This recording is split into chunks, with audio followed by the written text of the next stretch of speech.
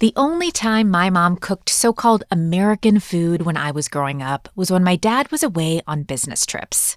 So the vast majority of the time, we ate Indian cuisine.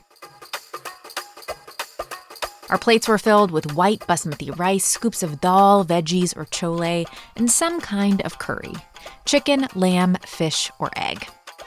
In order to fully absorb the richness of each taste, my dad instructed that we eat with our hands.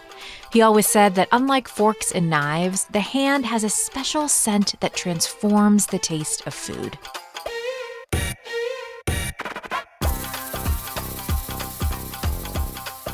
Through years of cooking for myself since, I have learned how to make a variety of cuisines. But I approach cooking in a utilitarian way, emphasizing ease and speed.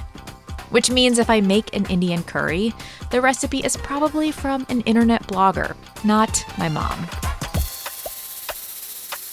But in the past few years, I've started to reckon with what it means to stay connected to cultural identity as an adult. And in search of what things I need to prioritize, I've been thinking a lot about food. If I learned how to cook the meals that I grew up eating, would that help me feel more consistently connected to my heritage? Would making those recipes and knowing where they come from be enough to ground me? This is Embodied. I'm Anita Rao. Many multicultural folks throughout history have searched for cultural connection through food, especially when other routes like religion, language, or a robust familial network are less available. One person in particular whose story I was drawn to is Raj Tawney. He's a fellow mixed-race kid, and as I read his memoir, Colorful Palette, I found myself surprised by the many parallels in our experiences growing up in the 90s and 2000s. He has taken an approach to interrogating and documenting his food heritage in a way that I haven't. And I am so curious to know more about his take on finding connections to culture through food. Raj, welcome to Embodied. Thank you, Anita, for having me. I'm so excited. So much of the experience of being an immigrant, a mixed race person, a multicultural person in America is that balance of trying to stay connected to where our families have come from while also building our own blended identities. And I'd love to get a sense of what this was like for you in your early life. Like, tell me about your family heritage and the mix of cultures you were born into. Well, my dad came here from India in 1976 from Mumbai. He came here as a student, and my mom was from the Bronx. And her mother is Puerto Rican, and her father is Italian-American. So you have this beautiful collection of cultures that you were born into. But from a young age, you really had this sense of kind of feeling like a misfit. You talk in your own writing about how even going into your first day of kindergarten, you were like, okay, I know this world isn't going to really accept me or digest me for who I am. So how did that feeling of being an outsider come to you at such a young age? Yeah, well, it was pointed out to me. It's funny, when you're a kid, you don't know that you're different in this world until people start telling you you're different. So whether it was my dark curly hair, my bushy eyebrows, my olive skin, my foreign-sounding name, my brown-skinned father with a funny accent, my mother who didn't look like a standard white American suburbanite, and my brother also didn't look like anyone else. So we were both misfits already before we even asked to be part of the local culture. So it was really tough going through school and being kind of always pointed out and treated as this outsider. I mean, kids are already looking for a reason to bully and pick on other kids. So I had 10 steps further back than any other kid trying to gain acceptance. You really yearned for belonging, though. It seems like you had this kind of keen sense of like the way that you wanted to feel, and that the way that you felt at school and with your friends wasn't exactly the way you wanted to feel. And you often turned to food and cooking in search of belonging. Can you tell me maybe like the earliest time you remember that being a link for you, where you found that belonging you were craving through food in the kitchen? Yeah, well, I mean, when you're surrounded by American food, what you're eating inside your house is so different than the outside world. And I realized that there was something special going on in my household because, why was my mother cooking chana masala one night And why was the next night she was cooking arroz con dulces, and then on a Sunday night we'd have meatballs and spaghetti. It was very special upbringing that made me realize, wait a minute, we're not like everybody else. And Hmm. maybe that's a good thing. So I learned early on that food was this attachment to my identity because I didn't have much else to go by. My parents weren't really strict about teaching us their cultures. It was a little more loosey-goosey. And maybe sometimes for the better, sometimes for the worse. Tell me more about that. What do you mean loosey-goosey? Like, what were the pathways that weren't necessarily as available or as instructive for you in terms of cultural connection? My dad was really tied to his Indian American community in New York. He would go to a lot of Indian parties and pujas and temple ceremonies, but he only brought us once in a while. I always wondered if there was this sense of embarrassment he had for having kids and a wife who weren't Indian descent. Maybe, maybe not. It's still a question I'm always trying to ask myself. And my mom, she grew up Roman Catholic, but she didn't enforce her religion on us. Neither did my dad, but that left us, without some sort of a community as well, because we didn't really grow up being that accepted by any of the three cultures that were in my life. We'd go visit family on weekends, but there was always a sense that my brother and I felt that we were outsiders among every single culture. Did you have access to language? Like, did your mom speak Spanish at home or did your dad speak Hindi at home? Was that a point of connection for you? My dad spoke Hindi, but he never taught my brother and me. And I still don't know why to this day. Same. Yeah. I don't know what it is. Maybe they just didn't care enough to want to teach us. Maybe they thought it was too complicated. My grandma spoke Spanish, but she was always embarrassed by her Spanish because, as they called it, broken Spanish, which was like the neighborhood slang Spanish of the Bronx. So she was always slightly embarrassed to speak it. And Italian, there were some words, but of course, my mother never learned Italian fluently, and she also had that broken Spanish knowledge, but never used it. So there were, I just tried my best to master English as best as I could while all these languages were floating around my household. It was tough.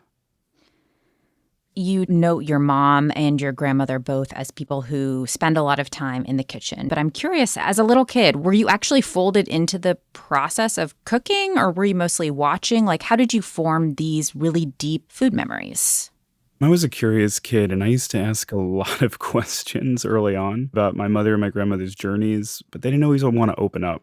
But when I started asking about food, that's when they felt a little more safe to be a little vulnerable. And I used to ask to cook with them all the time, and they'd welcome me as well. So when I was a kid, they let me peel garlic or roll meatballs or eventually chop onions. It's when I started cooking with them in the kitchen alongside them that they'd tell me a lot of these stories about where these dishes arrived from. Like the first time my mother attempted to make chicken curry for my dad, she used she used Coco Lopez, which in Puerto Rican culture, that's like how you make pina coladas. So she tried to use that as a milk base, and it came out awful, and it was an embarrassment. But she worked so many years to perfect chicken curry. So this chicken curry was very meaningful to her because it was her way of gaining acceptance in his community, or at least her feeling of pride that she had a right to be there. There's so much in your mom's and grandmother's stories of a tension between where they came from and also their desire to kind of become students and champions of their husband's cuisines, really out of love, but also out of a desire to belong.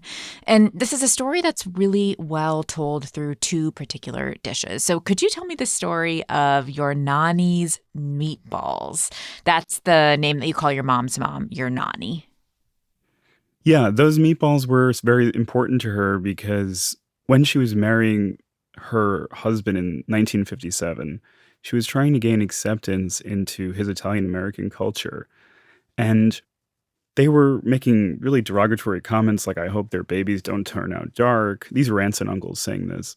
But my grandma didn't let that bother her, She had this inner strength that no one can tell her otherwise. So it was important to her to make the best meatballs in the entire neighborhood and gain acceptance and respect through them. And she did, apparently. And they've become legendary in our family, and I've always heard about these meatballs. But it wasn't until I started cooking alongside her that she'd open up and tell me why these meatballs were so important. And I realized it was because she was taking on the identity of becoming an Italian American, which means that she was trying to ascend in society. That was really important to her because she grew up poor, and being Puerto Rican was very tough in America. So those meatballs were a way of gaining respect. It seems like she had this innate desire to perfect it, but there was also this expectation from her mother-in-law, like, you better learn how to make these meatballs. So I'm curious about, like, your thoughts on kind of the pressure that is put on women and on matriarchs in these cultural blending contexts to be the cultural translators for their family. My grandma and my mom both had a lot of pressure from the older generations, especially because they're not of the culture. Not only that, but I should point out that they were both very self-empowered people. My grandma, she worked in a department store folding clothes in order to help her 8 siblings and her parents through the Depression, and eventually became the breadwinner in her family. She became a bank manager, started as a teller. And then my mom also, who didn't go to college right away, she worked as an assistant in a travel agency in the 70s, and she was always so fascinated about the world. So she had already been to India before she met my dad. There was already this deep curiosity and need to climb the ladder, and it just was innate inside of them. Nobody was telling them this. They weren't on a mission to prove anything. Coming up, we're going to talk about the dish that Raj's mom perfected to gain acceptance from the Indian community. We'll also hear more about Raj's search for cultural connection, whether at the Indian buffet or a teenage house party. You're listening to Embodied from North Carolina Public Radio, a broadcast service of the University of North Carolina at Chapel Hill. We'll be right back. Hi, I'm Kaya Findlay, and I'm the lead producer for Embodied. As a journalist, I believe in the power of storytelling and the importance of highlighting narratives that celebrate our community and inspire meaningful conversations. At WUNC, we do all those things, but our stories are only possible through your support. Make a contribution to WUNC now so that we can continue to bring you the content you can't find anywhere else. Give as generously as you can at WUNC.org, and thank you. This is Embodied. I'm Anita Rao. Today, we're talking about food. How what we cook and what we eat connects us to our cultural identities, and whether or not food is enough to make us feel like we really belong. Digging into this with us is writer Raj Tawney. Raj grew up in an Italian, Indian, and Puerto Rican family. His memoir, Colorful Palette, explores his journey to make sense of his mixed American experience through food. We heard the story of his Puerto Rican grandmother, Elsie, who he calls Nani, and her meatball recipe that won over her husband's Italian-American family. And history repeated itself with Raj's mom, Loretta. Loretta worked to master a recipe for chana masala, an Indian chickpea dish. She'd bring it to parties hosted by Raj's dad's Indian friends. And as a kid, Raj had a front row seat to observe the results of his mom's efforts and where her desires to bridge the cultural divide met the reality of the community that she was trying to connect to. Well, Indian housewives, or Indian women in particular, they're very much not accepting of outsiders, and I think that's still true to this day by things I've heard from friends. So when my mom would bring her dishes, they'd always criticize her as they're not going to eat her food, they're not going to like it, they just refused to want to accept that she was making an effort. But then sometimes she'd put the food on the table and not tell anybody that it was hers. When she saw them eating it and really enjoying it, she kind of had this personal satisfaction. And also, she took classes to learn Hindi. She took these night classes after work just to teach herself Hindi in order to further gain acceptance, and also just because she was fascinated by Indian culture and loved it. So when the wives were talking smack about her, she knew. And I think once or twice she called them out on it, and it really embarrassed them because I think she just had enough of that. So it was a personal victory for her. And, she reflects on it now when I talk about it with her, and she doesn't think much of it. But I always think, man, that's so badass. It's so cool of you to do that. Who does that? You use this phrase in your work where you kind of talk about how food is important to understand your complex Americanness, because it did give you these links to your family history. We talked about the importance of the meatballs and the chana masala. But it was also a way for you to kind of forge who you were as someone interpreting these as an American kid growing up in Long Island. And when you got into your teenage years, you started craving foods that you hadn't grown up eating, like that maybe some of your peers did. I'm curious about the foods that helped you explore your American cultural identity. Well, the foods that helped me explore that were pretty much garbage and junk food and fast food and, things that you probably shouldn't be eating on a weekly basis. But, when you're a teenager and you see other kids eating it, of course you want to eat it too. It doesn't mean I didn't eat the food that my mom and grandma made or I helped them make, but it was less often when you're a teenager. But was there a specific fast food that comes to mind? I think Taco Bell we really loved. And it's funny because Indians have this relationship with Taco Bell. They seem to think it's the closest thing to Indian food. They love going to Taco Bell. I don't know if you've experienced that. It's fun. My family loved going to Arby's. I feel like it was because it was almost the farthest thing from Indian food. It was like a roast beef sandwich and curly fries. Like that was our go-to. But I love the Taco Bell reference. I totally saw that in other families. Oh, really? Yeah. Well, it's funny you say Arby's because, I had grown up eating beef every now and then. And one time I was hanging out with my Indian American friend, I think at an Applebee's, and I was eating a burger. And he looks at me and he says, you're Indian, right? And I said, oh. And then I pretty much haven't eaten beef since then over the past 10 or 15 years. I felt horrible about myself. The guilt. Yeah. But, one place that we really loved going to as a family was the local Indian buffets on Long Island because they were casual, and also it was a way to watch and observe other people who weren't Indian go to these restaurants and sample food that is otherwise sometimes very scary for people and intimidating, So when I would go with my mom and grandma and my brother, if I was craving Taco Bell that day and I didn't want Indian food or I wanted to pretend I was at Taco Bell, I'd take a piece of naan and I'd start kind of making a taco shape out of it and put like chicken tikka and chole and chaat and all this stuff, and I'd kind of eat it like a taco, which I wrote about in the book, and it's probably pretty disgusting, it's fallen over my hands and stuff, but I still like to do it, but my wife gets mad at me, and she thinks I'm a slob. Well, I love that image because it's kind of like this combination of you being defiant, saying, fine, if I'm going to be at this Indian buffet, then I'm going to make food the way I want it, like if I were at Taco Bell. But also clearly there's love there because you're not just eating plain naan. You're putting the chicken curry in, you're putting the chaat on. Like there's a way that you're kind of forging this mix through that Indian buffet taco. Yeah, absolutely. I love food in general. And I think the best part about growing up with all of this food is that sometimes, there'd be multiple dishes at a family gathering or a holiday gathering, or even just on a random night. My mom would throw a few random dishes together. And what I loved is taking all of these different flavors, putting them on one spoonful and shoving them into my mouth and creating this new flavor. And everybody would be like, oh, God, it's disgusting. Why are you doing that? But I loved it because it was part of who I was, that was like my American identity. It was who I was. It was like, this is the concoction of who I am. So I might as well enjoy it the way I see fit.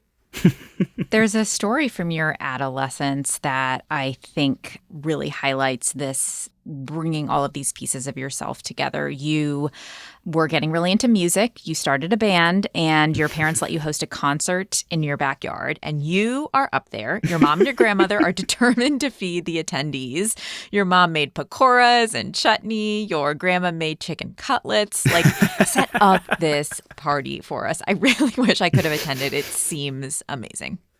Yeah, well, when I was expressing myself through music in high school, and we had formed bands, and I was performing at all the school talent shows, I was influenced by a lot of aggressive music like Rage Against the Machine and Nas and Big Pun.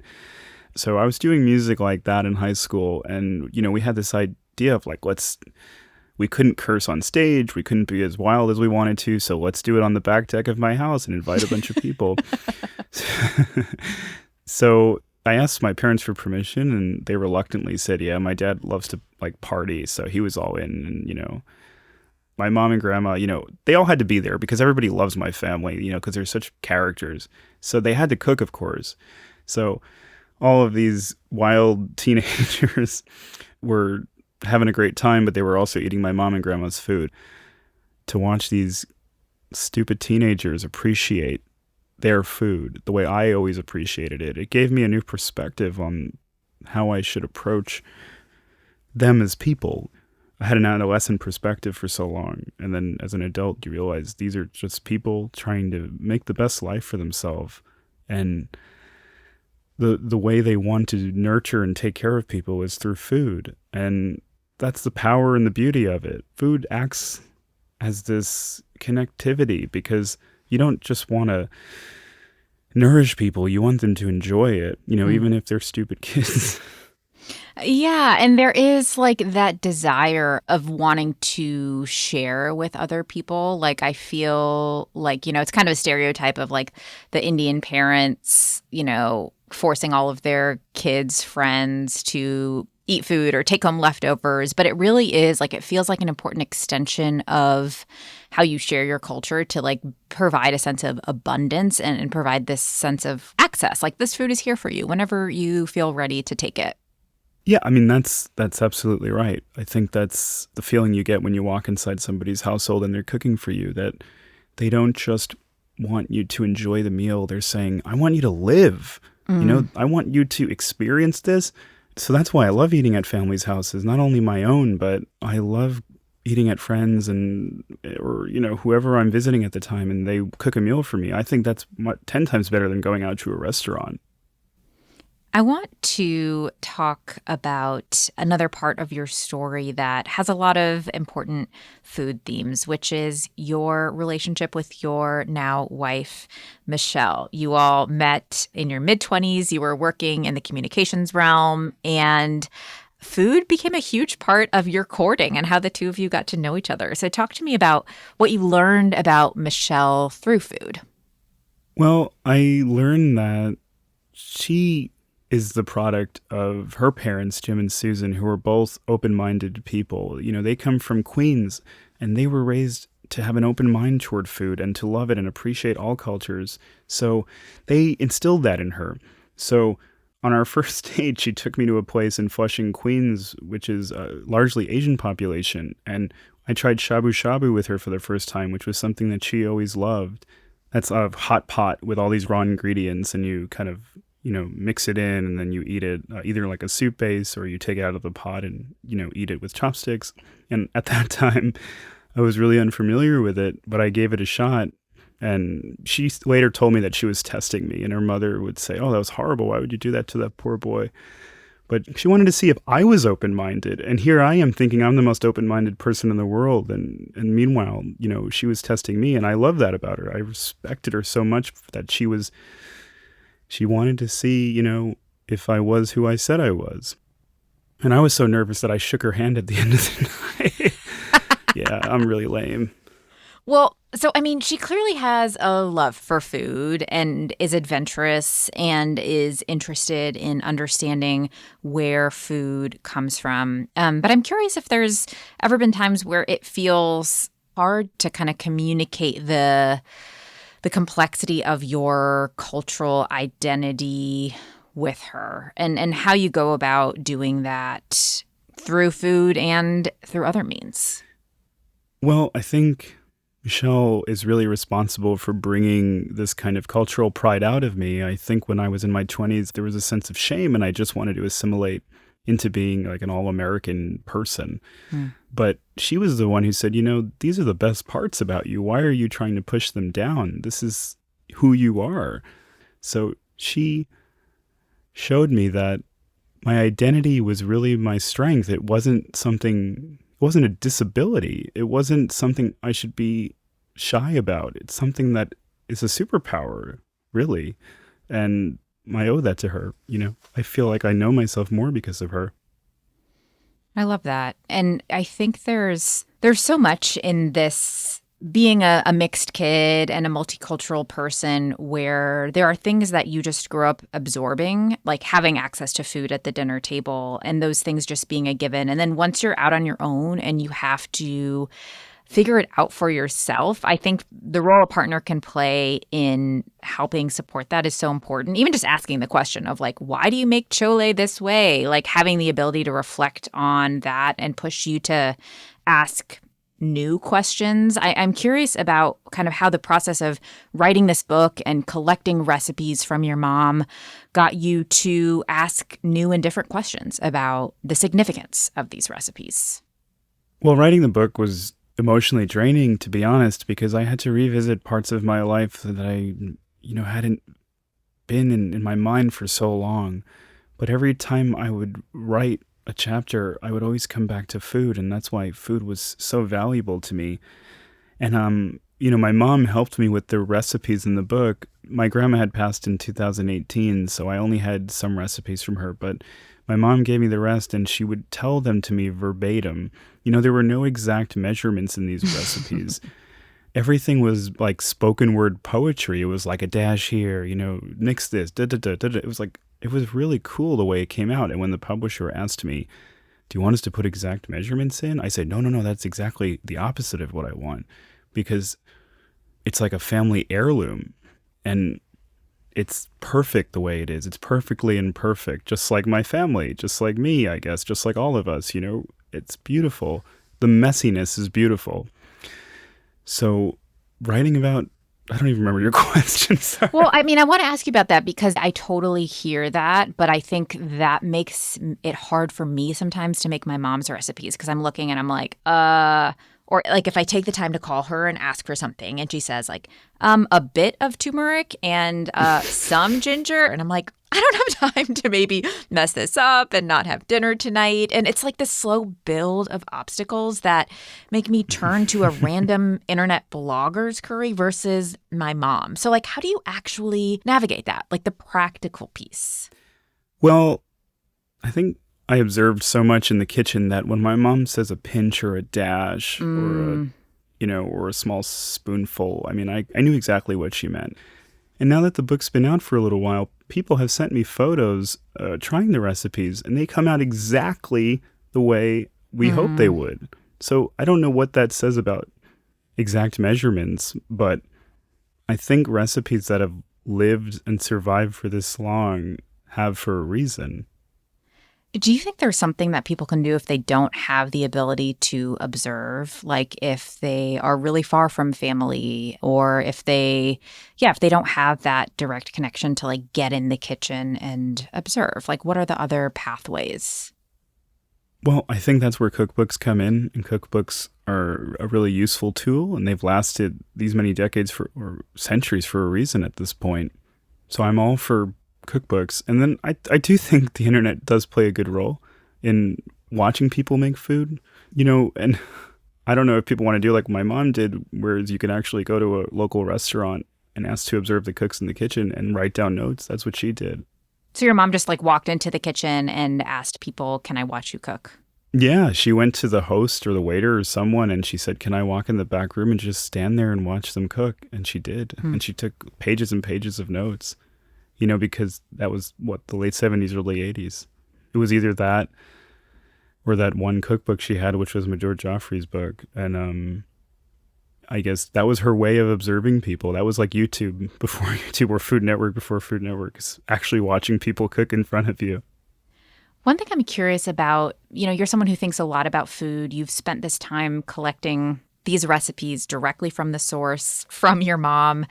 How do you think about this question around like authenticity when it comes to food? Like what is an authentic Indian curry dish? What is an authentic Puerto Rican meal? How do you grapple with that question of authenticity? I don't think I'm the right person to ask about authenticity, because people would probably argue that my version of authenticity to a culture is not correct. Because when you're mixed, well, when you're mixed, the food changes over time, because of all of the outside influences that you have. So I would argue that my mom's chole is probably different than the way some people make the chole because of maybe the ingredients have changed, or maybe because her palate is different than other Indian people, that she made it a certain way. And in the book, there's a recipe where it says Loretta and Elsie's chana masala, because then that was the only dish my Puerto Rican grandmother, the only Indian dish that she learned to make. So it became her own. And the exact recipe would change a little bit, just ever so slightly. So I don't think I'm the authority on authentic anything. I think I'm just a person who loves food and who loves his family, who's trying to figure it out along the way. And whatever we have, whatever this mess we have, I love it the way it is. It's imperfect, but that's exactly how I want it to be.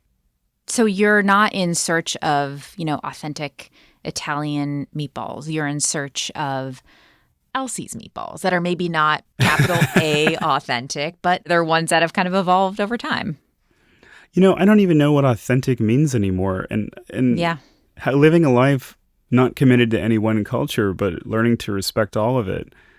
I think that's what being American is, that it evolves over time, that the food from our old countries morphs and changes into our own. And I think that's what my writing is. It's really, it's a love letter to the people who took these cuisines, who learned them, who loved the cultures, but slowly changed into their own version of it, just like our family is being mixed.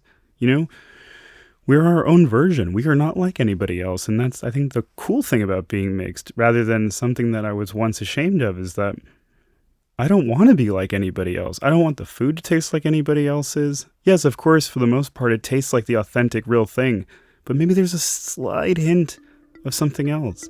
And that's because of the people who made it. Raj's reframe on the importance of so-called authentic food really resonates with me and makes me wonder if I've gotten too caught up looking for that in the past. And if leaning more into what feels authentic to my family's story would better serve my desire for connection. I'm going to get a few final words of advice from Raj just ahead, and then call up the one person who can best help me understand my relationship to food and culture. That's the primary chef in the Rao family, my mom, Sheila. We'll be right back.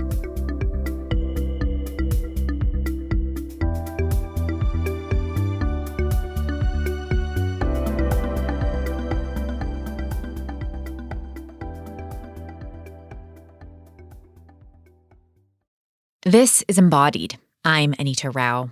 For those of us who feel like cultural misfits from multiracial, multicultural, or immigrant families, is food the key to belonging? That's the question we're exploring today with Raj Tawney.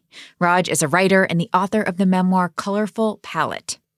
He's brought us through moments of his upbringing as a person of Puerto Rican, Italian, and Indian heritage when he felt particularly isolated and confused about identity, but also moments of joy and connection that he traces back to the kitchen. As an awkward kid, he often found belonging through food. And as an adult, while that awkwardness persists, his response to it has changed. I think I'm still a misfit. I still have many moments of feeling like an outsider, but I also love it that way. I certainly have a sense of pride, but I also have this awkwardness that I'm always going to have because I just always feel like I'm this outsider. But I like that, and I like befriending outsiders. Just last week, I spoke at Queensborough Community College down the street from where my parents started their marriage. And I spoke to 275 students who were reading this book. And these were all immigrant students and children of immigrants from all over the world. And it seemed to really affect them. When they had me signing the copies, I was looking, and they underlined all these words, and they wrote notes in the margin, and they put stickers on it. And it seemed to really mean something to them. It really affected me because it showed me that you think you're supposed to take this path to becoming American and do all the right things in your life and ascend, and then you're American. But that's not the way a lot of us feel. So I feel like I'm writing for a lot of people who feel like they're living on the sidelines, they're living in the margins. And I want to speak to them. I think writing the book has been this really emotional experience, but watching people interpret the book and making it their own and then sharing their own personal experiences with me has been the most rewarding part. I want to ask you, mixed kid to mixed kid.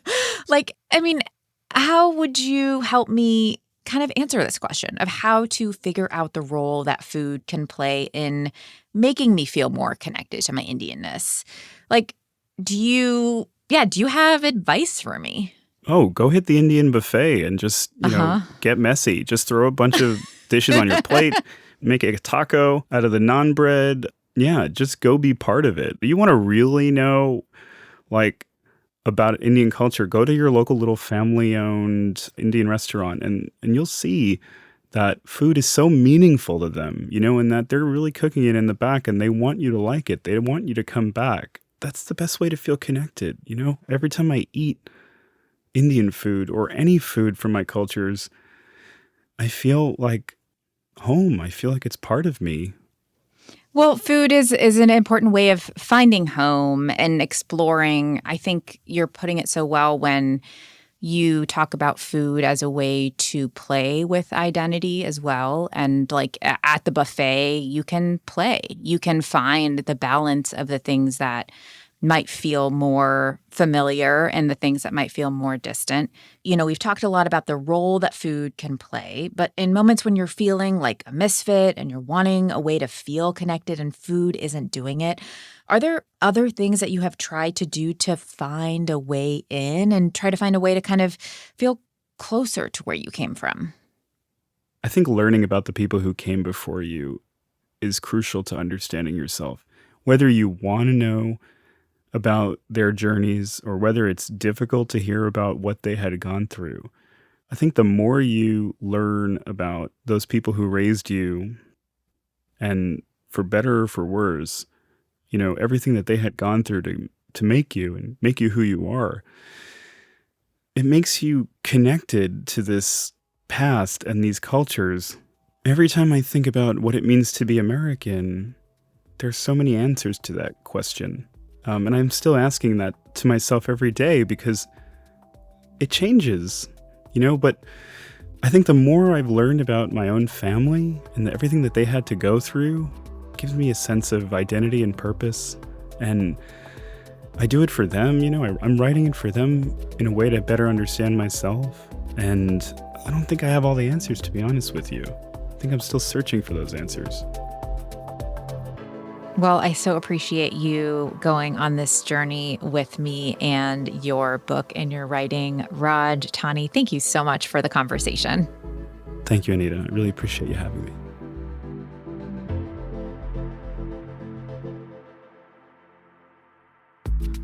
After talking to Raj, I found myself thinking a little differently about the question of when is food enough to connect us more deeply with our cultural heritage.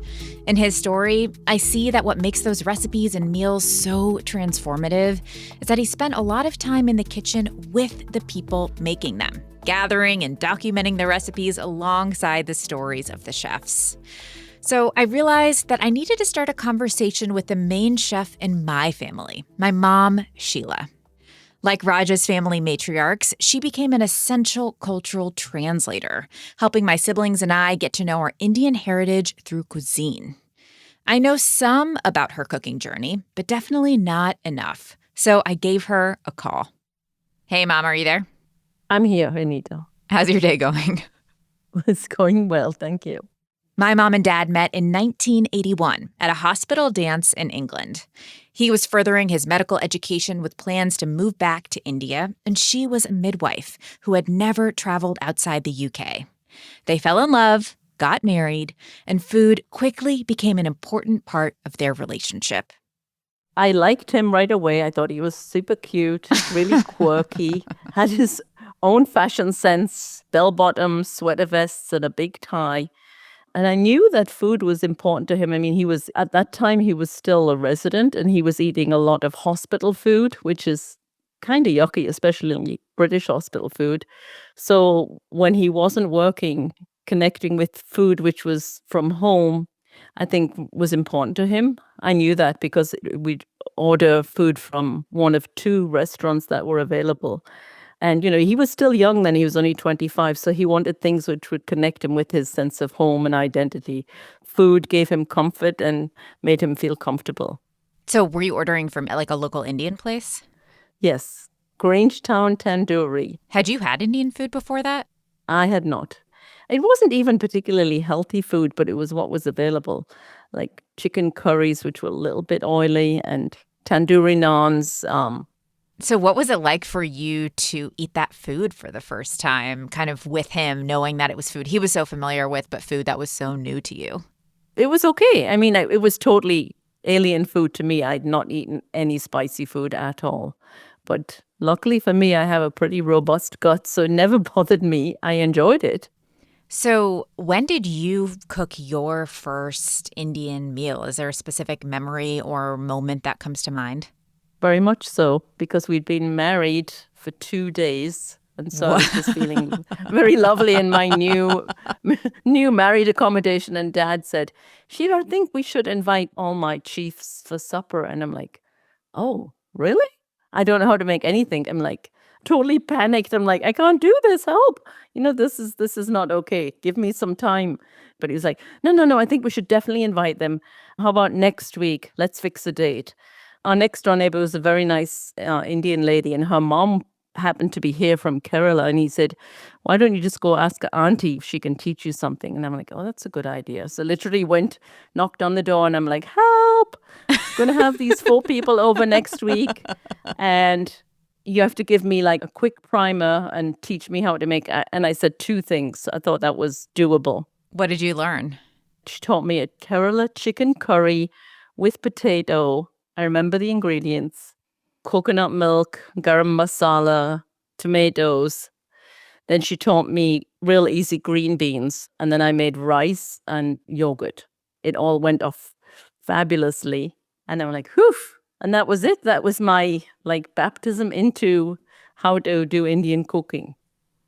So you really became an incredible Indian chef. As your marriage evolved, you all moved to the U.S. You continued to primarily cook Indian food. And I am so lucky that you fill my freezer today with stuff every month or so that you have made. But I don't cook a lot of Indian food for myself. And I've been thinking a lot about this question of why that is and whether cooking more Indian food would make me feel more connected to my Indian identity and Indian culture. And I wanted to get into that with you. I'm curious if you ever wished that we were more into cooking Indian food so that we would have that as part of kind of our repertoire when we grew up, because you spent so much time kind of providing that food for us.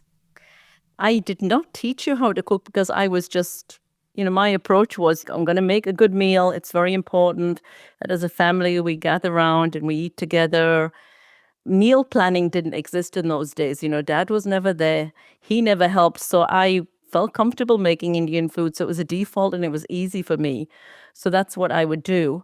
And, I didn't teach you guys, which was actually a mistake, but I just didn't. I don't know why I didn't, but I think, yes, we should definitely share recipes and I should cook with you. And I think you should maybe just choose things that dishes that you like and that you're interested in learning how to make. And either I can teach you or, you can follow a recipe. But, my passion for cooking, it was something I was good at. And I think the more you practice, the more you do it, the easier it becomes.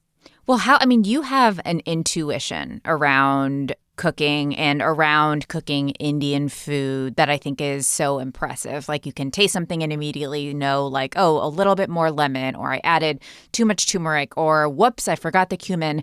But how do you actually develop that intuition? How do you think that I could develop that intuition? I think it starts with just a confidence and saying, I'm putting in my best effort. I want to do this. It's going to be good. I'm very passionate about cooking. So I would ask people who I admired, who I thought were good cooks, tell me your secret. How did you do that? What did you do? I think that's key, asking for help and taking tips from friends. And I think another thing that is super important is whatever you're cooking, however simple it is, invite other people. Yeah. It doesn't have to be fancy, but sharing a meal with other people. I think it's just such a way of caring.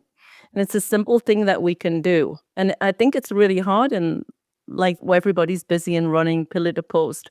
And I'm proud that I've always took the time and I've had the luxury of being able to do that.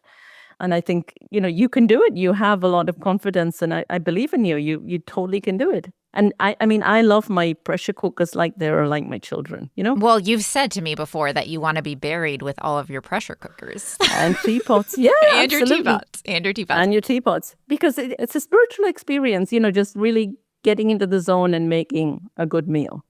I mean, I think it is. And I think for me, that I'm so story oriented. And I think for me, hearing the story of how you learned to cook that first meal by walking to your neighbor's house, that helps me feel a deeper connection and helps me feel a stronger desire to make something because I know the story behind it.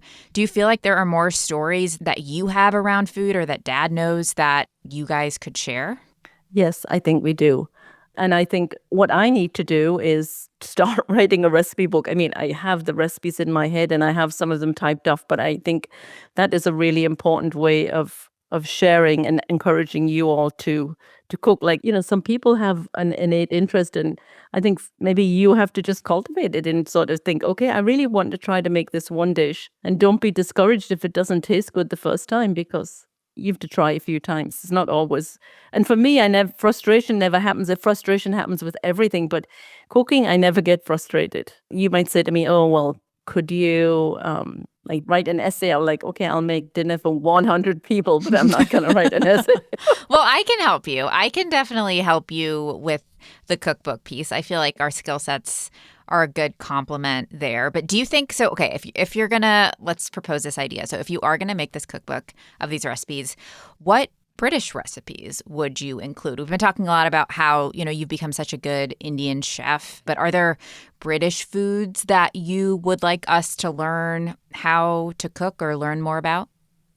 I'm definitely proud of my British heritage. I would not say that British food per se is cordon bleu, but we ate pretty basic food: bacon sandwiches, scones, Yorkshire pudding. I do wish I could make a good Yorkshire pudding. I cannot do that. Roast beef, gravy, those things. But beyond that, I don't think British cuisine is the greatest. So I would have to really think a little bit more. Do you miss having British food, or do you miss having that kind of closeness to your British identity through food, or do you get that another way? I think I get it another way. I mean, if I just think of a bacon sandwiches, I just think of my mom, So Yeah. Yes, I do have connections with certain things, and like toast with 15 layers of butter. Same thing. I just think of my mom. And you cannot go past a good British cup of tea. No way. How many cups of British tea do you think you drink a day? Probably 5. 5? Get 5 cups of caffeinated tea. Absolutely. That's breakfast, then mid-morning, one after lunch, mid-afternoon, and then one more in the evening, or maybe 6. Okay, so we have a plan to make a cookbook. We have a plan for me to spend more time with you in the kitchen. Is there anything you want to add to that list? Yeah. Always take the time to enjoy foods that give you joy, a food that you and John enjoy together. Establish some traditions. Maybe Christmas time we have a British breakfast. Yeah. Or, tea and scones. But, you think of 2 or 3 Indian dishes that you would like to make, and I will help you do it. And then you will feel that sense of accomplishment. Well, thank you so much, Mom. I look forward to getting in the kitchen with you and learning more. And thank you for the conversation. You're so welcome. After talking with my mom, I feel solid about our plan and also grateful that she is around to cook with. The Sheila recipes up first on my list are a divine lamb and spinach curry she makes and bindi masala, the only version of okra I actually enjoy. If my mom and I ever do make that cookbook, I will certainly share the details with y'all.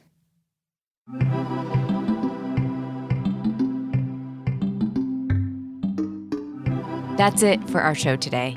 You can find out more about everyone featured in this episode at our website, embodiedwunc.org. You can also stay up to date by following us on Instagram and TikTok. Our handle is @EmbodiedWUNC. Today's episode is produced by Kaya Finlay and edited by Amanda Magnus. Nina Scott is our intern, and Jenny Lawson is our technical director. This program is recorded at the American Tobacco Historic District. North Carolina Public Radio is a broadcast service of the University of North Carolina at Chapel Hill. I'm Anita Rao. We could all use a little help navigating the news these days. The Consider This podcast wants to give you a hand. 6 days a week, we'll help you make sense of the day's biggest news story and what it means for you in less than 15 minutes. Listen now to the Consider This podcast from NPR.